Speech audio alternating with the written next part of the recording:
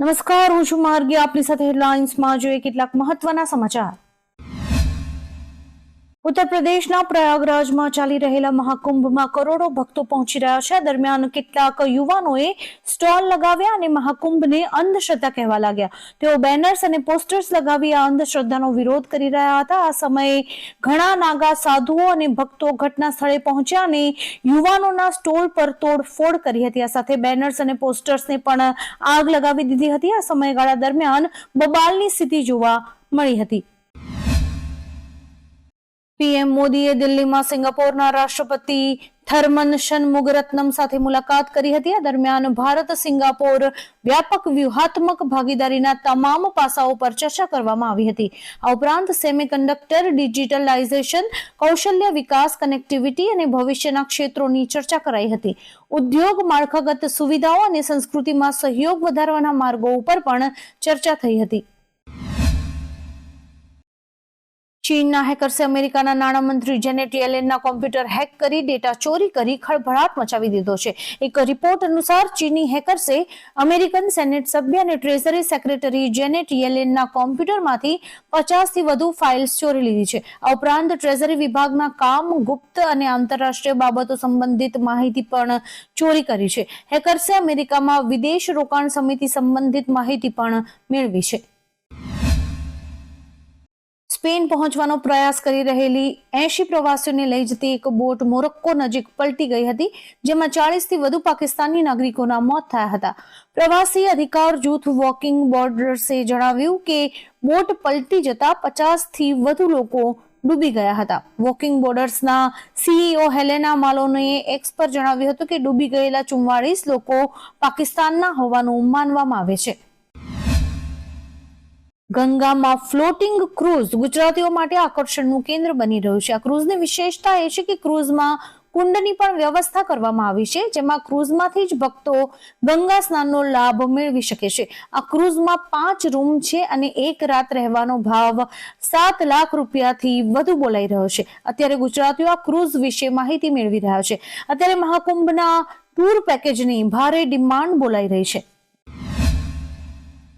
રાષ્ટ્રપતિ ભવનમાં રમતગમત પુરસ્કાર 2024નું વિતરણ ચાલી રહ્યું છે. શૂટર મનુ ભાકર, વિશ્વ chess champion D Gukesh, hockey ટીમના કેપ્ટન હરમનપ્રીત સિંહ અને પેરા એથ્લેટિક ખેલાડી પ્રવીણ કુમારને મેજર ધ્યાનચંદ ખેલ રત્ન એવોર્ડથી સન્માનિત કરાયા છે. તો બીજી તરફ પેરિસ પેરા ઓલિમ્પિક્સમાં પણ ગોલ્ડ મેડલ જીતનાર નવદીપ સિંહ સહિત 34 ખેલાડીઓને અર્જુન એવોર્ડ અને 5 કોચને દ્રોણાચાર્ય એવોર્ડ આપવામાં આવ્યો છે. દિલ્હી ચૂંટણીને લઈને અરવિંદ કેજરીવાલે વધુ એક વચન આપ્યું છે. મહિલાઓ પછી હવે તેમણે દિલ્હીના વિદ્યાર્થીઓને પણ મફત બસ સેવા આપવાની જાહેરાત કરી છે. કેજરીવાલે પત્રકાર પરિષદમાં કહ્યું, અમે વિદ્યાર્થીઓ માટે પરિવહન સુલભ બનાવવા માંગીએ છીએ. જો આપ ચૂંટણી જીતે છે તો અમે દિલ્હીમાં વિદ્યાર્થીઓ માટે બસ મુસાફરી મફત બનાવીશું. મહિલા વિદ્યાર્થીઓને પહેલેથી જ મફત મુસાફરી મળી રહી છે. લીલાવતી હોસ્પિટલમાં સૈફ અલી ખાનનું ઓપરેશન કરનારા ડોક્ટર નીતિન ડાંગે તેમનું હેલ્થ બુલેટિન બહાર પાડ્યું છે. તેમણે કહ્યું કે સૈફને આઈસીયુમાંથી સ્પેશિયલ વોર્ડમાં ખસેડવામાં આવ્યો છે, જ્યાં તેણે હલનચલન કરી છે. તેને ચાલવામાં કોઈ જ તકલીફ નથી. તે બિલકુલ ઠીક છે અને રિકવર થઈ રહ્યો છે. ઝડપથી સ્વસ્થ થવા માટે તેમને આરામ કરવાની સલાહ આપવામાં આવી છે અને હરવા ફરવાની મનાઈ કરાઈ છે. એલોન મસ્કની કંપની સ્પેસ એક્સે 7મી વખત વિશ્વના સૌથી ભારે રોકેટ સ્ટારશિપનું પરીક્ષણ કર્યું છે. આ સફળ પરીક્ષણ દરમિયાન ભારે બુસ્ટરને લોન્ચ પેડ પર પાછું લાવવામાં આવ્યું. મિશન હેઠળ લોન્ચ કરાયેલ અવકાશયાન 6 રેપ્ટર એન્જિનથી સજ્જ છે, જ્યારે કે સુપર હેવી રોકેટ 33 રેપ્ટર એન્જિનથી સજ્જ છે. આ એન્જિન એટલા શક્તિશાળી છે કે તે 20 માળના રોકેટને સરળતાથી અવકાશમાં ધકેલી શકે છે. એક અહેવાલ મુજબ ગુજરાતનો દરિયાકાંઠો 700 કિલોમીટર વધી ગયો છે. 1600 કિલોમીટરથી વધીને તે હવે 2300 કિલોમીટરનો થયો છે. સર્વે ઓફ ઇન્ડિયાએ જાહેર કરેલા તાજેતરના આંકડા મુજબ ગુજરાતનો સમુદ્ર કિનારો 2340.62 કિલોમીટર લાંબો થયો છે. ભારતની વાત કરીએ તો 1970ના આંકડા મુજબ ભારતનો દરિયાકાંઠો 7500 કિલોમીટર હતો, જે હવે 11000 કિલોમીટરથી વધારે લાંબો થયો છે. ખાસ તો એ કે આ વખતે નવી ટેકનોલોજીની મદદથી દેશનો દરિયાકાંઠો માપવામાં આવ્યો છે.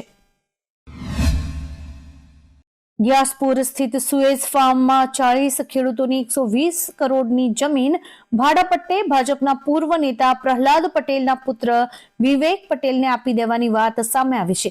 1955માં ખેડૂત મંડળે જમીન ખેતી માટે આપી હતી, પરંતુ અત્યારે મંડળના પ્રમુખ મનીષ પટેલે ખેડૂતોને અંધારામાં રાખીને 57 વીઘા જમીન પાવર ઓફ એટર્ની મારફતે ભાડે આપી દીધી છે. આ મામલે ખેડૂતોને કોઈ જ જાણ ન હતી, જે મુદ્દો હવે સામે આવ્યો છે. પાકિસ્તાનના પૂર્વ વડાપ્રધાન ઇમરાન ખાનને 14 વર્ષની જેલની સજા થઈ છે. તેમની પત્ની બુશરા બીબીને પણ 7 વર્ષની જેલની સજા ફટકારવામાં આવી છે.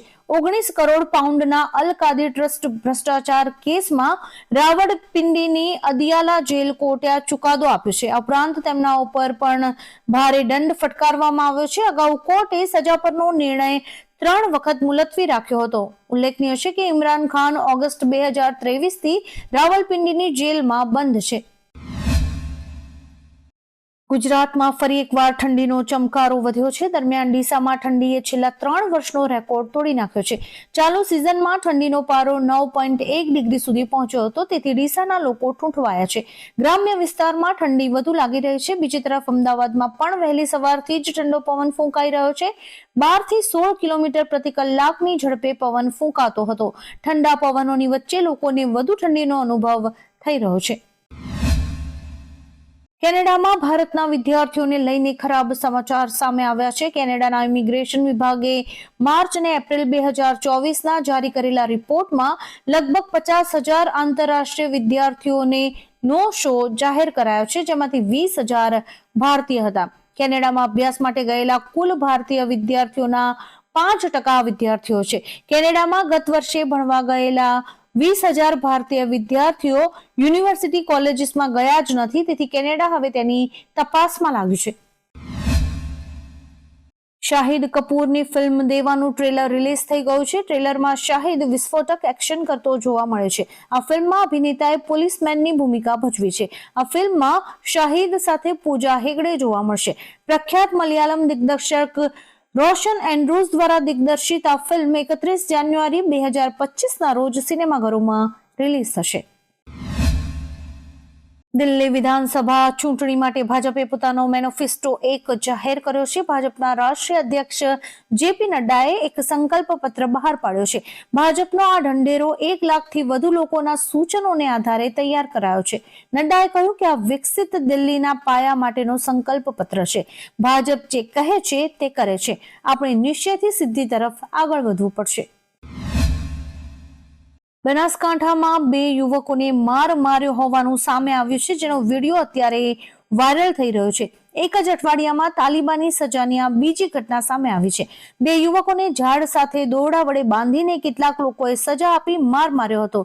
ઘટનાની વાત કરવામાં આવે તો યુવતીને ભગાડવા માટે આ યુવકો આવ્યા હોવાનો આરોપ લગાડીને તેમને સજા આપી હોવાનું સામે આવ્યું છે.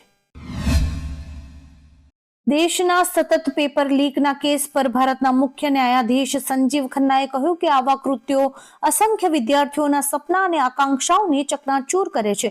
આવી ઘટનાઓ જાહેર શિક્ષણના અધિકાર અને નોકરી મેળવવાની ક્ષમતા પર ગંભીર અસર કરે છે. આવા ભ્રષ્ટાચારના દરેક કિસ્સા જનતાના વિશ્વાસને ઓછો કરે છે. ભ્રષ્ટાચાર સામે લડવામાં ફક્ત સંકલિત પ્રયાસો જ સફળતા મેળવી શકે છે. આવા જ કેટલાક રસપ્રદ સમાચારો નિહાળવા માટે અમારી YouTube ચેનલને લાઇક, શેર અને સબસ્ક્રાઇબ કરો અને જોતા રહો હેડલાઇન્સ.